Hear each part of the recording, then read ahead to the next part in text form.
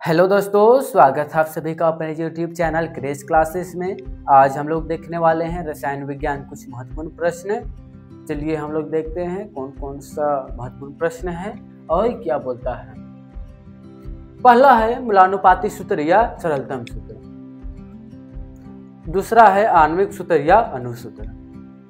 ठीक है, हम लोग इसका डिफिनेशन, फुल डिफिनेशन के साथ साथ हम लोग देखेंगे इसका उदाहरण, और यह बिना उदाहरण का ये सब जितना परिभाषा लिखा हुआ है हम लोग को समझ नहीं आएगा, इसलिए हम लोग उदाहरण सहित देखेंगे और पूरा बेसिक के साथ देखेंगे। चलिए हम लोग देखते हैं मूलानुपाती सूत्र क्या बोलता है।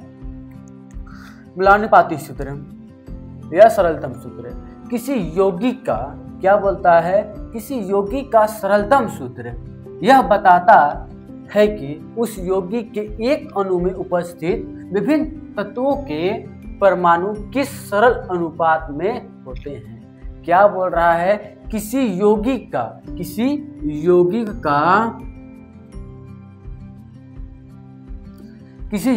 का सरलतम सूत्र यह बताता है कि उस यौगिक के एक अणु में, क्या बोला है, एक अणु में उपस्थित विभिन्न तत्व के परमाणु किस सरल अनुपात में होते हैं। ठीक है, तो हम लोग देखते हैं यौगिक, किसी यौगिक में एक अणु में उपस्थित, हम लोग को निकालना क्या है, एक अणु है तो अणु सूत्र, और निकालना क्या है, मूलानुपाती सूत्र।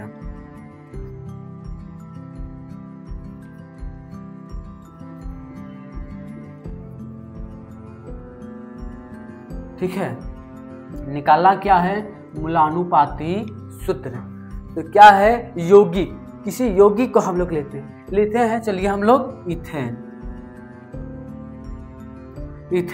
इसका अणुसूत्र क्या होता है, C2H6 है ना, और हम लोग को निकालना है मूलानुपाती सूत्र। तो क्या बोला है, हम लोग यही डिफिनेशन के से निकालते हैं। सरलतम सूत्र यह बताता है कि उस यौगिक के एक अणु में, उस यौगिक के एक अणु में उपस्थित विभिन्न तत्व के परमाणु, विभिन्न तत्वों के, यानी कि ये तत्वों के परमाणु किस सरल अनुपात में विभाजित है। मतलब कि यह अनुपात में विभाजित करना है, तो किस अनुपात में विभाजित है, देखते हैं हम लोग 2:6 में विभाजित है।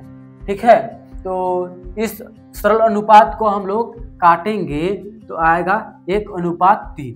तो यह हो जाएगा मूलानुपाती सूत्र 1:3। ठीक है, और हम लोग दूसरा उदाहरण लेते हैं,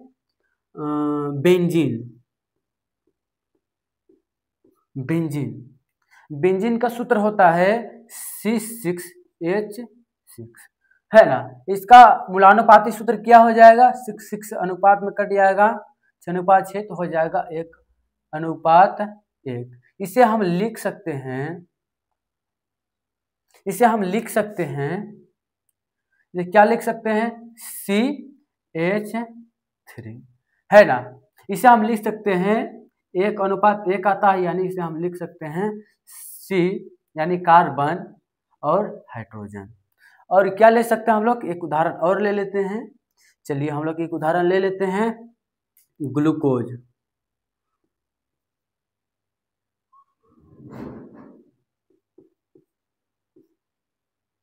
ग्लूकोज का सूत्र होता है C6H12O6। यह किस अनुपात में विभाजित है, तो 1:2:1, यानी लिख सकते हैं हम C यानी कार्बन, हाइड्रोजन 2 तत्व और ऑक्सीजन। ठीक है, यही हो गया हम लोग का कंप्लीट मूलानुपाती सूत्र।